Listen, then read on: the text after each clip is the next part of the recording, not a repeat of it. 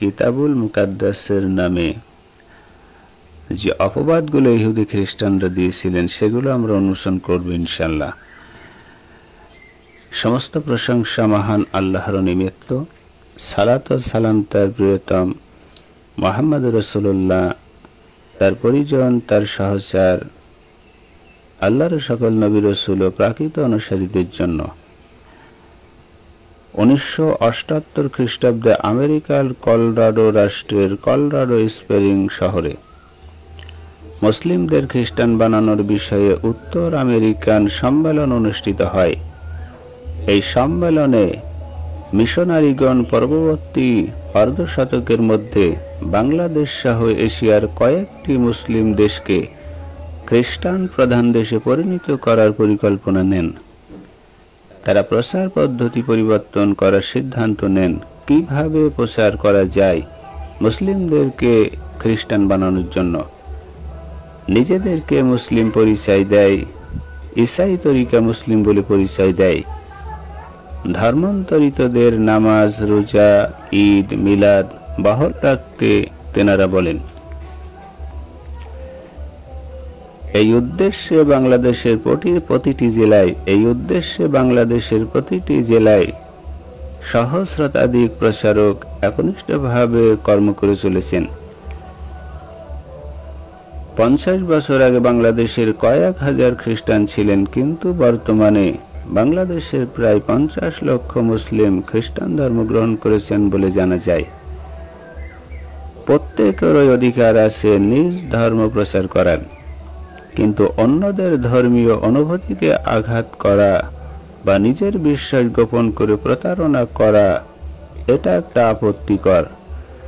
সকল সম্প্রদায়ের ন্যায় খ্রিস্টান সম্প্রদায়ের মধ্যে অনেক ভালো মানুষ রয়েছেন, আর সেটা কোরআনে কারিমে বলা হয়েছে, আর সেটা আছে সূরা মাইদা আয়াত নাম্বার 82। কিন্তু খ্রিস্টান ধর্মের প্রাণপুরুষ সাধু পৌল মিথ্যার মাধ্যমে ধর্ম প্রচার পূর্ণ কর্ম বলে গণ্য করেছেন। তিনি বলেছেন, কিন্তু আমার মিথ্যায় যদি ঈশ্বরের সত্য তাহার গৌরব অর্থে উপচিয়ে পড়ে, তবে আমিও বা এখন পাপী বলিয়া আর বিবেচিত হইতেছি কেন? দেখুন রোমান 3 খণ্ড 7 অধ্যায়।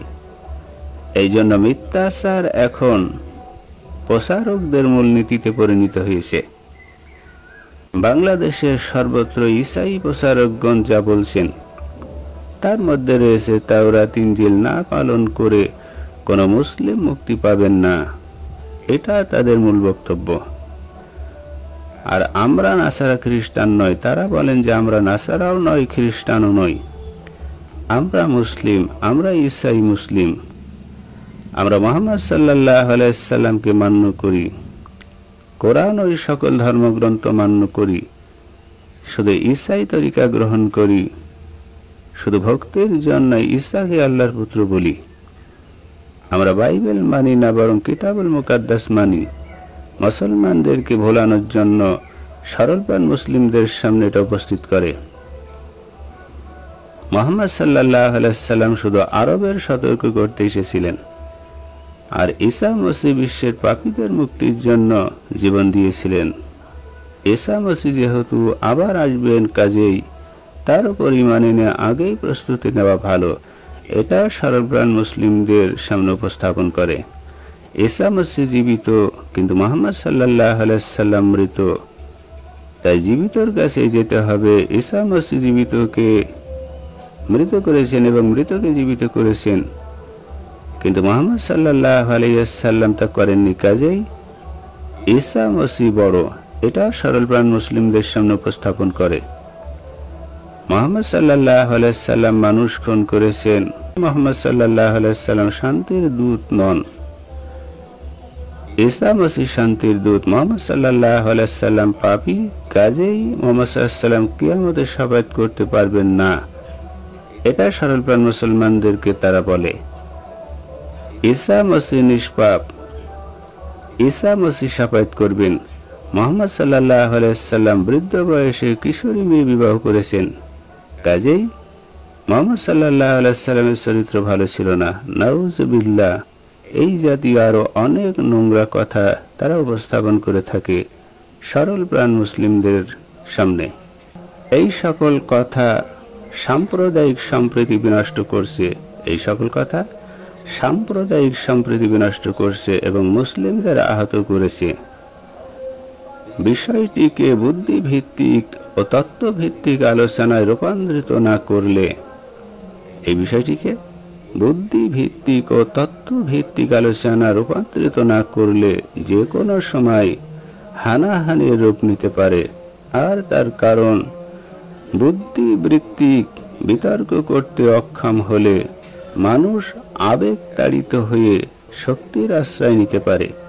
যেমন সমাজের আলিম, তালিবুল ইলম এবং সাধারণ যে কোনো মুসলিম কোরআন, হাদিস ও তাওরাত ইনজিলের আলোকে ঈসাই প্রচারকদের সাথে তত্ত্বভিত্তিক ও জ্ঞানভিত্তিক আলোচনা করতে পারেন।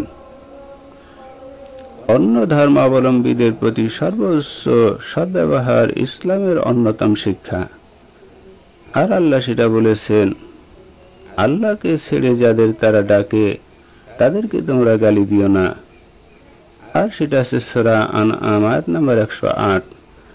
তোমরা উত্তম ও সৌজন্যময় পন্থা ব্যতীত কিতাবীগণদের অর্থাৎ ইহুদি খ্রিস্টানগণদের সাথে বিতর্ক করো না, তবে তাদের সাথে করতে পারো যারা তাদের মধ্যে সীমা লঙ্ঘন করে।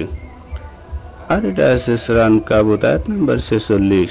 সারা বিশ্বে ঈসাই, পোপ, পাদ্রী ও পণ্ডিতগণ ঘৃণ্য সিনেমা তৈরি করে, ঘৃণ্য কার্টুন তৈরি করে এবং প্রচারণা করে ও বই পুস্তক লেখে এবং প্রচারকগণ মাঠে ময়দানে মুহাম্মদ সাল্লাল্লাহু আলাইহি সাল্লামের বিরুদ্ধে নোংরা কথা বলে মুসলিমদের অনুমতিতে আহত করেছেন, মুসলিমদের অনুভূতিতে আহত করেছেন।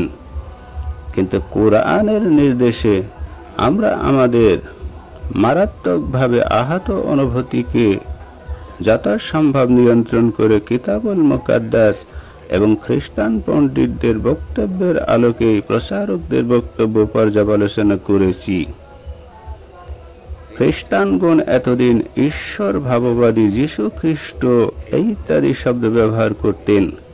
বর্তমানে আল্লাহর নবী ঈসা মসিহ এই ইত্যাদি শব্দ ব্যবহার করেন। আমি উভয় প্রকারের পরিভাষা ব্যবহার করেছি।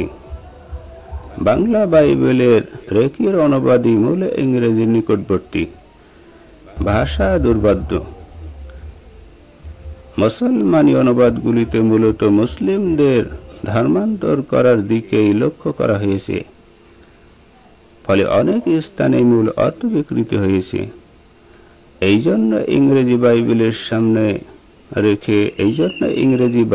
সামনে রেখে মূল রেকির বাংলা বাইবেল এবং প্রয়োজনে কিতাবুল মুকাদ্দাস ও অন্য বাংলা অনুবাদের সাহায্য গ্রহণ করেছি এবং প্রয়োজনের তুলনার জন্য ইংরেজি বক্তব্য উদ্ধৃতি দিয়েছি। যেমন গ্রিক, ল্যাটিন, ইংরেজি শব্দটির অর্থ গ্রন্থাবলী বা গ্রন্থমালা। গ্রিক বাইবেলের বা ক্যাথলিক বাইবেলের পুস্তকের সংখ্যা ছিল 73টি।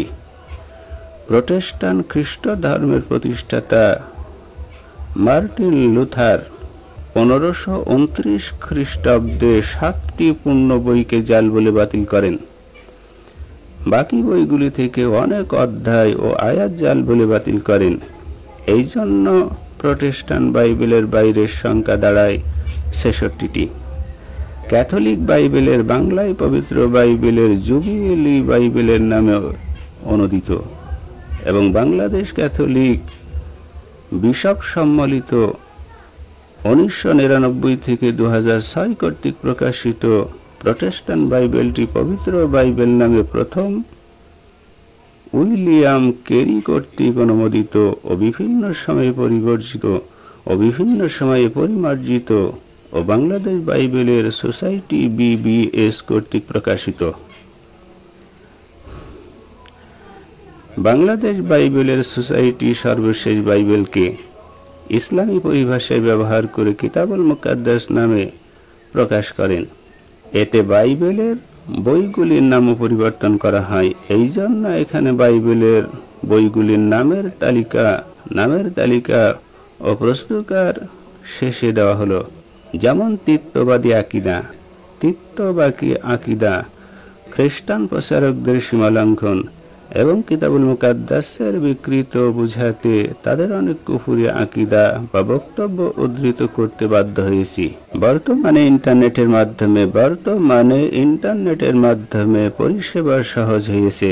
খ্রিস্ট ধর্ম বিষয়ে বিভিন্ন নাম ও শব্দের ইংরেজি বানান অনেক সময় বন্ধনীর মধ্যে উল্লেখ করেছি, যেন আগ্রহী পাঠক ওই সকল শব্দ ইংরেজিতে লিখে সার্চ করে খ্রিস্টান লেখকদের বক্তব্য থেকে আমাদের উপস্থিতি তত্ত্বের বিশুদ্ধতা, ওই বিষয়ে অন্যান্য তথ্য জানতে পারেন। আল্লাহর মহান রাসূল ঈসা আলাইহিস সালামের বিরুদ্ধে এবং রাহমাতুল্লিল আলামিন মুহাম্মদ সাল্লাল্লাহু আলাইহি সাল্লাম এর বিরুদ্ধে অপপ্রচারের প্রতিরোধে এই সামান্য প্রচেষ্টাকে মহান আল্লাহ আমার পিতামাতা, স্ত্রী, সন্তান, সকল পাঠক ও দিনের সকল প্রচারকের নাজায়েতের উপকরণ হিসেবে কবুল করুন। সকলে বলুন আমিন। এরপরে আমরা বিস্তারিত আলোচনা করব। এটা আমরা ভূমিকা উপস্থাপন করলাম।